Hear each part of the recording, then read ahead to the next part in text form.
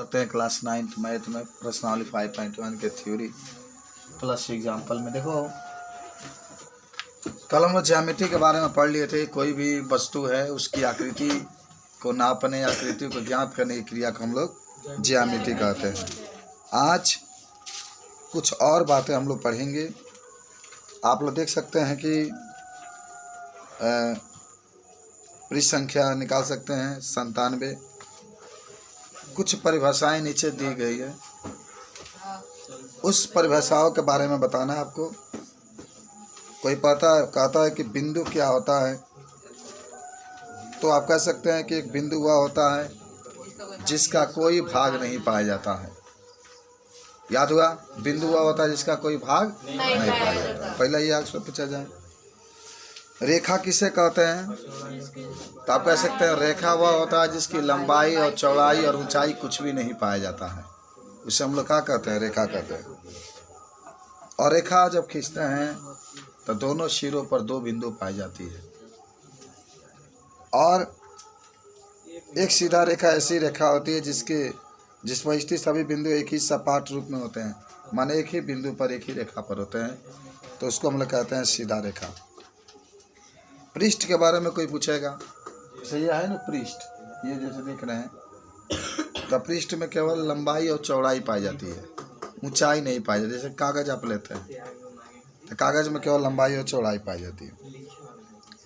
और पृष्ठ के किनारे हम लोग क्या खींच सकते हैं? रेखाएं। देख रहे हैं, मान लो कि यही पृष्ठ है तो इसके सामने हम लोग रेखाएं क्या कर सकते हैं? खींच सकते हैं। कोई पूछता है समतल पृष्ठ है क्या? दबा समतल का मतलब होता है एक समान, जिसको अंग्रेजी में प्लेन सरफेस कहते हैं। तो समतल पृष्ठ ऐसा पृष्ठ है जो स्वयं पर सीधी रेखाओं के साथ सपाट रूप में स्थित होता है। बस सीधी रेखा इस पर खींचेंगे तो इसी के ऊपर आपका समतल पृष्ठ होता है। तो पहले लिखते हैं बिंदु, लिख लो। आज पूरा याद कर लेंगे आप। बिंदु आपसे कोई पूछा तो आप इसके बारे में बता सकते हैं। बिंदु को अंग्रेजी में कहते हैं पॉइंट। क्या कहते हैं? पॉइंट। तो लिखो, एक बिंदु वह होता है, एक बिंदु वह होता है जिसका कोई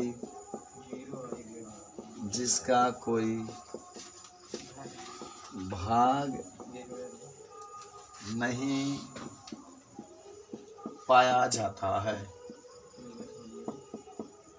आज याद कर लेना, बिंदु वह होता है जिसका कोई भाग नहीं पाया जाता है। जैसे आप ऐसे दर्शा देंगे, उदाहरण में अगर चाहें तो आप इसको दर्शा सकते हैं। सर यही बिंदु आपका है, इसका कोई भाग क्या होता है? नहीं पाया जाता। तो याद हो ना बिंदु के बारे में? बिंदु वह होता है जिसका कोई भाग नहीं पाया जाता। फर्स्ट। दूसरा आ जाइए, रेखा, जिसको आप अंग्रेजी में लाइन कहते हैं। आपसे किसी ने कहा कि रेखा क्या होता है, तो आप कहेंगे रेखा वह होता है जिसमें चौड़ाई नहीं पाई जाती है लेकिन लंबाई क्या होती है? पाई जाती है। कहेंगे कि एक रेखा वह होता है जिसमें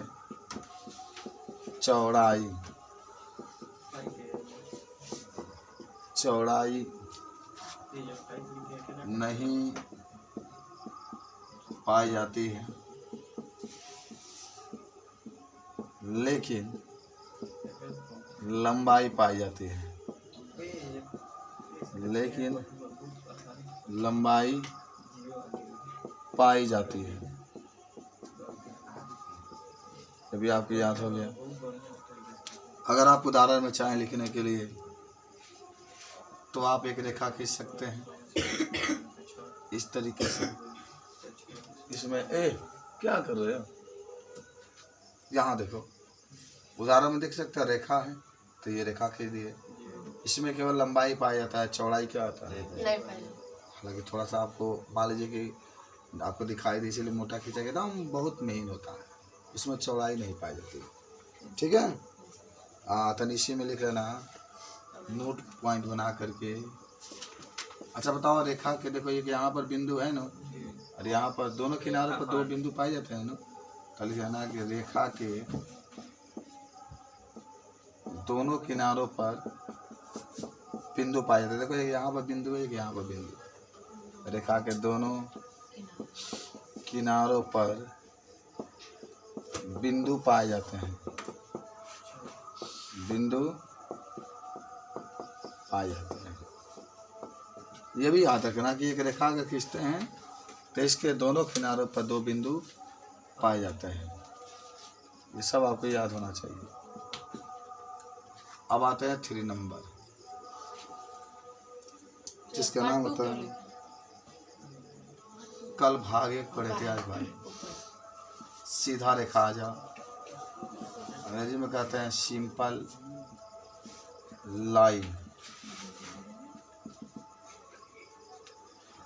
आपको याद होगा कि सीधा रेखा हुआ होता है जिस पर इसकी सभी बिंदुएं सपाट होती है। सपाट मतलब एकदम सीधा होती है। तो लिख लेना सीधा रेखा वह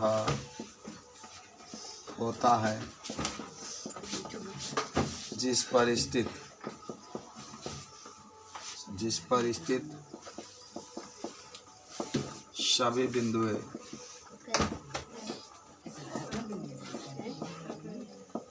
सभी बिंदुएं सपाट होती है। अब सपाट का मतलब तनी जान जाओ कि अगर ऐसे सीधा रेखा खींचेंगे उदाहरण में, तो आप दिखा सकते हैं कि यहाँ भी एक बिंदु, यहाँ भी एक बिंदु, सब बिंदु माने एक तरीके से एकदम सपाट होती है।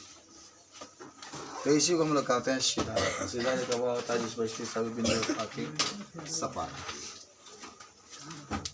अब आइए 4 नंबर पर। सीधा रेखा के बाद पृष्ठ की बात होती है। पृष्ठ को अंग्रेजी में कहते हैं सरफेस। पृष्ठ को अंग्रेजी में क्या कहते हैं? सरफेस। तो देखो पहले समझ लो, पृष्ठ कोई भी खींचोगे ना तो पृष्ठ वह होता है जिसमें लंबाई और चौड़ाई पाई जाती है। जैसे मान लीजिएगा कि ये आपका एक यहाँ से हिस्सा देखिए, एक पृष्ठ है, इसमें लंबाई भी पाई जाएगी, चौड़ाई भी पाई जाती है। कोई भी पृष्ठ आप लेंगे तो इसमें लंबाई और चौड़ाई क्या होती है? पाई जाती है। तो लिखना पृष्ठ वह होता है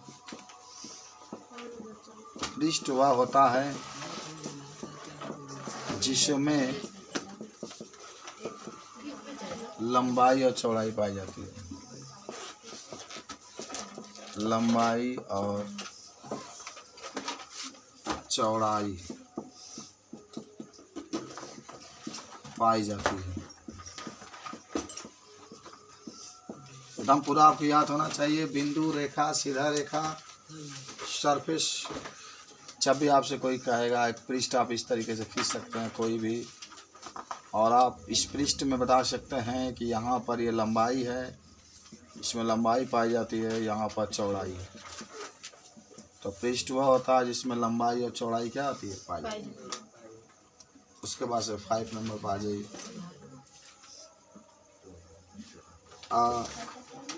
नोट पॉइंट पर पहले लिख लेना कि पृष्ठ के दोनों किनारों पर 2 रेखाएं क्या होती है? पाई जाती है। पृष्ठ के किनारों पर रेखाएं पाई जाती है।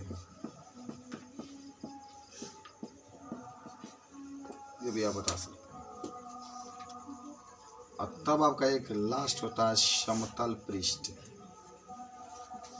समतल किसे कहते हैं? जिसका तल समान हो। देख रहे हो ना, ये ब्लैक बोर्ड देख रहे हो, ये भी एक समतल है। ब्लैक बोर्ड जो देख रहे हो ये भी समतल है। जो बहुत मुलायम होता है उसको समतल कहते हैं। अंग्रेजी में इसको कहते हैं प्लेन सरफेस। प्लेन सरफेस आप इसके बारे में लिख सकते हैं कि एक समतल पृष्ठ ऐसा पृष्ठ है, एक समतल पृष्ठ ऐसा पृष्ठ है जो स्वयं पर सीधा रेखा के साथ सपाट रूप से स्थित होता है, जो स्वयं का सीधा रेखा के साथ सपाट पर स्थित रहता है।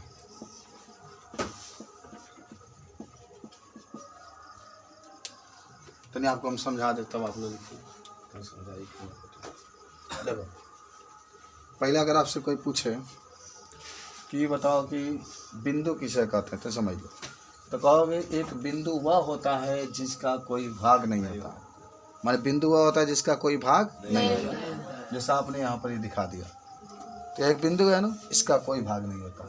रेखा कोई पूछेगा कि रेखा क्या होता है, तो आप कहेंगे कि एक रेखा माने यहाँ पर वह लिख लेना, एक रेखा वह होता है जिसमें चौड़ाई नहीं पाई जाती है लेकिन लंबाई क्या होती है।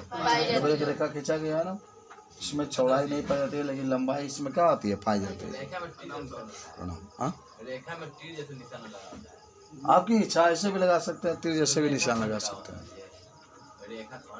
जब रेखा कई खंडों में बटी होती है, जैसे कौन रेखा खींच कई खंडों में बांट देते हैं ना, जिसे कहने का मतलब होगा ये भी तो एक रेखा का भाग ही है ना, इसीलिए हाँ तो तीर लगाइए या मत लगाइए, तभी इसको माने देखो यहाँ पर बिंदु है, तो जहाँ बिंदु होता है तहाँ से रेखा खींच सकते हैं ना। हमारा बिंदु होता है जहाँ से हम लोग रेखा खींच सकते हैं, दिखा सकते हैं। सीधा रेखा जानते ही होंगे, तो सीधा रेखा के बारे में कोई पूछेगा ना तो कहना कि सीधा रेखा वह होता है जिस पर स्थित सभी बिंदुएं सपाट होती है। सपाट है तो एक ही बिंदु है, ये भी एक सपाट का मतलब क्या हुआ, सब एक बराबर हो, सब एक। जैसे आप लोग बैठे हैं तो आप लोग सपाट रूप में बैठे हो, क्योंकि सब एक बराबर, जो 6 बच्चे हैं एक बेंच पर बैठे हैं वो सब एक बराबर होता है, तो उसको सपाट कहा जाता है। तो ये सपाट होती है। अब पृष्ठ के बारे में कोई पूछा, पृष्ठ का मतलब होता है सरफेस, तो आप कहेंगे पृष्ठ वह होता है जिसमें लंबाई और चौड़ाई क्या होती है, पाई जाती है। देखो जैसे खींचा गया पृष्ठ, ये तो ये लंबाई हो गया, देखो नीचे दिखाया गया है कि ये लंबाई हो गया और ये क्या हो गया, चौड़ाई हो गया। अच्छा, पृष्ठ के किनारों पर रेखाएं पाई जाती है, और ये पृष्ठ है, ठीक बा। इससे किनारों पर भी एक रेखा पाई जाती है और यहाँ भी एक रेखा क्या होती है, पाई जाती है। माने किनारे पर रेखा क्या होती है, पाई जाती है पृष्ठ के किनारों पर। अच्छा, समतल पृष्ठ आपसे पूछेगा, अंग्रेजी में कहते हैं प्लेन सरफेस। क्या कहते हैं इसको, प्लेन सरफेस। तो एक समतल पृष्ठ ऐसा पृष्ठ है जो स्वयं का सीधा रेखा के साथ सपाट पर स्थित रहता है। देख रहे हैं ना, माने आप समतल पृष्ठ के मतलब जो माने चिकन हो एकदम, जैसे ब्लैक बोर्ड आपको देखना है, तो जो ब्लैक बोर्ड है उसको हम लोग कौन पृष्ठ कहेंगे, समतल, क्योंकि एकदम समान तल है इसका। तो पहले इतना लिखो तब इसको आगे हम लोग चलते हैं। समझे कुछ? इसके बारे में कोई पूछेगा तो बता सकते हैं आप क्या होता है। देखो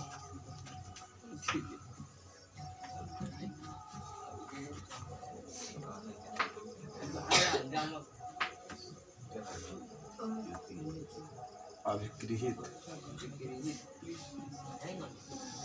जिस अंग्रेजी में हम लोग एक जीमा कहते हैं। देखो यूक्लिड ने कुछ परिभाषाएं दिया और वह बताया कि हम उसको बिना सिद्ध किए हुए लगातार गणित में प्रयोग करते रहे हैं। यूक्लिड एक व्यक्ति का नाम है, याद है ना आपको। उसने क्या किया, कुछ अपना गुण दिया और कहा कि इसको हम लोग सिद्ध नहीं कर सकते हैं, लेकिन हम इसको गणित में हमेशा प्रयोग करते हैं और उसी को हम लोग क्या कहते हैं, अभिगृहित करते हैं। तो लिख लो,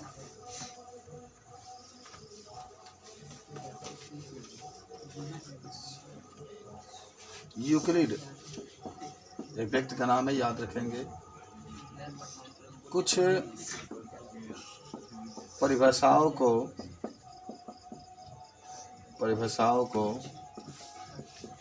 बिना सिद्ध किए,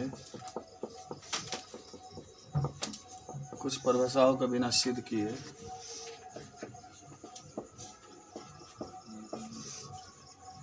गणित में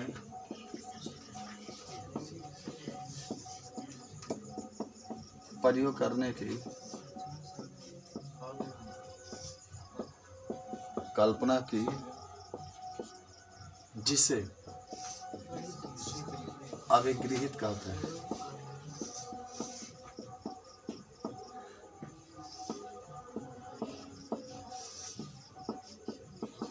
सिंपल सी बात रहा। उसने कहा कि हम लगातार इसका यूज करते रहेंगे बिना प्रयोग किए हुए, जिसे हम लोग क्या कहते हैं, अभिगृहित कहते हैं।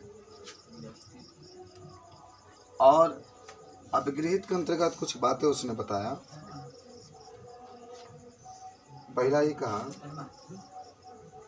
यूक्लिड के कुछ अभिगृहित,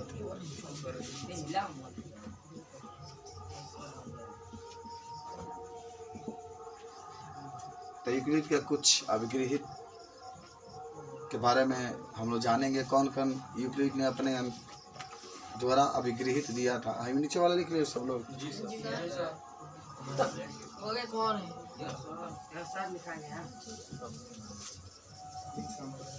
पहले समझो यूक्लिड जो थे कौन कौन अभिगृहित दिए थे, क्या क्या इसके बारे में बताए।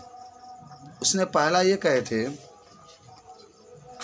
कि वे वस्तुएं जो एक ही वस्तु के बराबर हों वह एक दूसरे के बराबर हों। जैसे ये मार्कर एक वस्तु है और ये भी एक मार्कर वस्तु है। ये वस्तु, ये मार्कर इस मार्कर के बराबर है, ये दोनों भी आपस में क्या होंगे, बराबर। पहला तो यही कहते हैं कि यदि एक वस्तु दूसरे वस्तु के साथ बराबर हों तो दोनों वस्तुएं भी क्या होंगी, बराबर होंगी। दूसरा ही कहे थे, ये पहला अभिगृहित था बाबू। दूसरा ही कहे थे कि यदि बराबरों को बराबर में जोड़ा जाए, बराबरों को बराबर में जोड़ा जाए तो जो संख्या प्राप्त होगा वो भी बराबर होगा, वह भी संख्या बराबर होगा। वो कहे थे यदि बराबरों को बराबरों में से घटाया जाए तो वह शेषफल भी क्या होगा, बराबर होगा।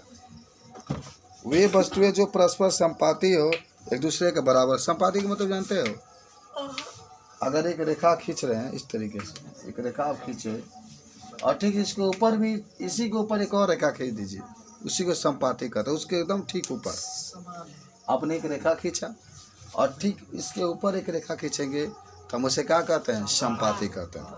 तो चलो लिखो, कुछ अभिगृहित है। अभिगृहित के बारे में जाने गए जिसको बिना सिद्ध किए हुए लगातार गणित में हम लोग प्रयोग करते रहे हैं, उसी को हम लोग कहते हैं अभिगृहित। पहला लिखो, वे वस्तुएं जो एक ही वस्तु के बराबर हों, वे वस्तुएं जो एक ही वस्तु के बराबर हो, एक ही वस्तु के बराबर हो तो वे परस्पर बराबर होती है, तो वे परस्पर बराबर होती है। वे वस्तुएं जो एक ही वस्तु के बराबर हो तो वे परस्पर बराबर होती है। दूसरा लिखना, यदि बराबरों को बराबर में जोड़ा जाए, यदि बराबरों को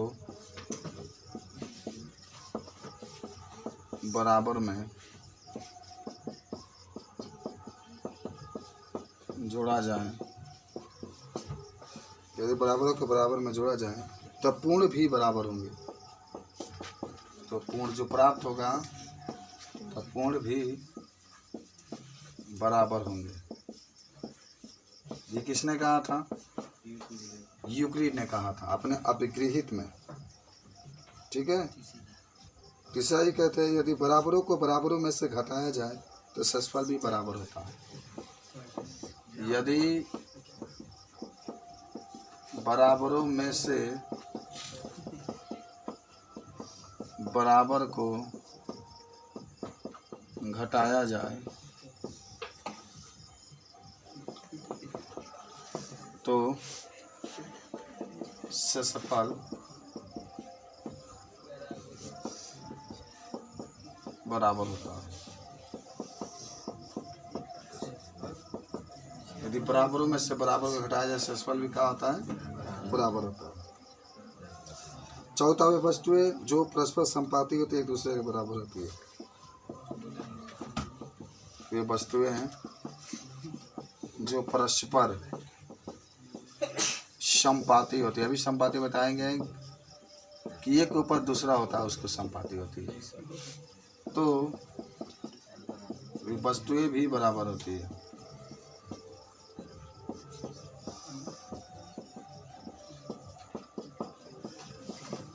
तो वस्तुएं भी बराबर होती है।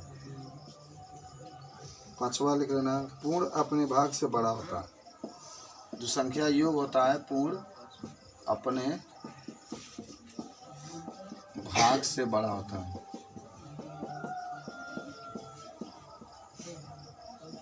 छह नंबर, एक ही वस्तुओं के दुगुना परस्पर बराबर होते हैं।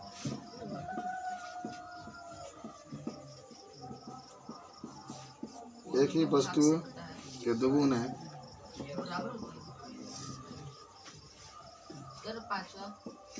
परस्पर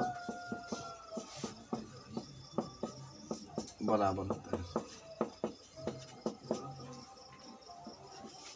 सातवां कहते हैं एक ही वस्तु क्या होते हैं परस्पर बराबर होते हैं। ये खाली बराबर बराबर बात कहा गया है। देख रहे कितना बराबर आया है। एक ही वस्तुओं के आधे परस्पर बराबर होते हैं।